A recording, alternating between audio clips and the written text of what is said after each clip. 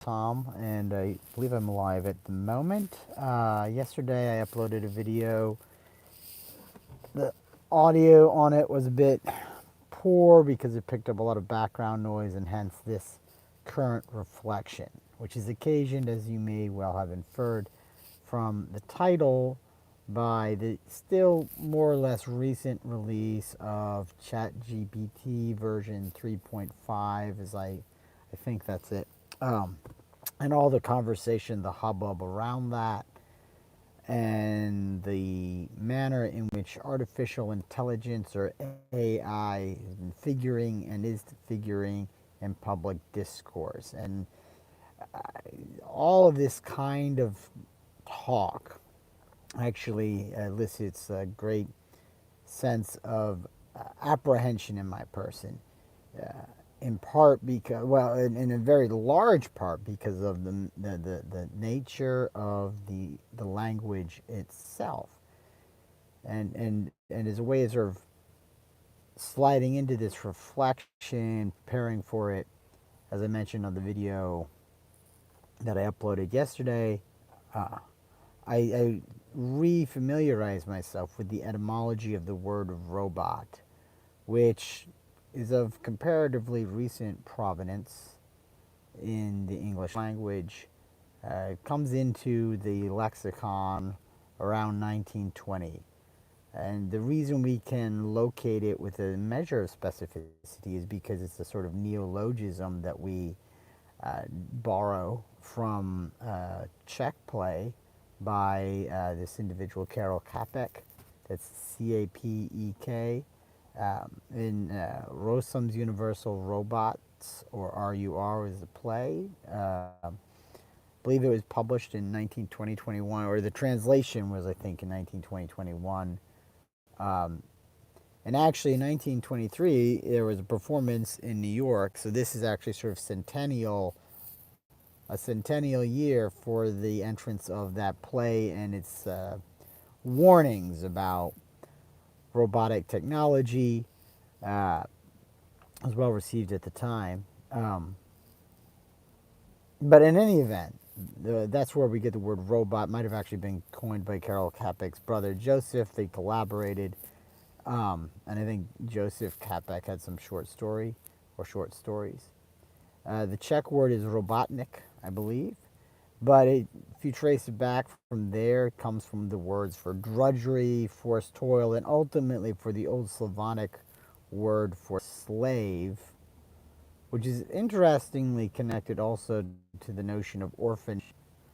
Um, and if I was going to take a little bit of a creative leap there, even a sort of cultural rootlessness. So now we're at a moment where the robotic is being, as it were, embraced by society at large, or a very large portion of society. And the fact that the word robot points to a condition of subjugation, I think, is a telling clue as to what's wrong with this state of affairs. Come back then, though, to the more concrete. So, there's the word robot, which is in the center of it all, and we talk about the robots, whether we're talking about Chat GPT or Alpha Zero or your Roomba vacuuming for you. We're talking about modes of technology that dissimulate. I say they dissimulate.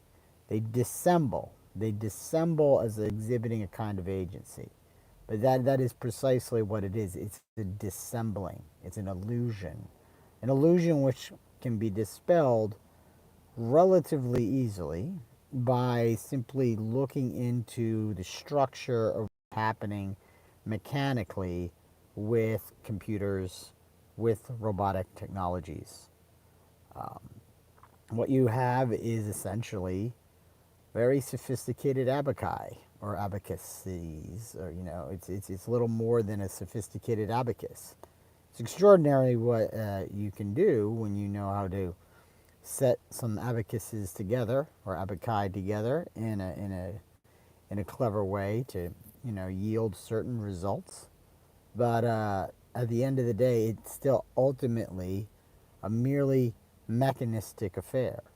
The impression that it's other than a mechanistic affair is abetted by the use of probabilistic mathematics, which introduces an element of indeterminacy. And within that space of indeterminacy, a sort of rhetorical trick is executed, it as the impression may not be the outcome of a deliberately conjured deception. It could just be an accidental state of affairs. Really, that's neither here nor there for the purpose of what I am here suggesting. What I'm suggesting is that we need to interrogate and exhibit with occludes or conceals is a very basic fact. The fact of the matter is that what you're doing, your own memory, your own sentience, your own agency to atrophy and dependency on a machine. Just please, just stop it. Or if you're going to engage with those actions, the decisions, the fulfillment of human culture and relationship, not to the universe which it is presently constructing, where we all become appendages in no one's interest, and not even.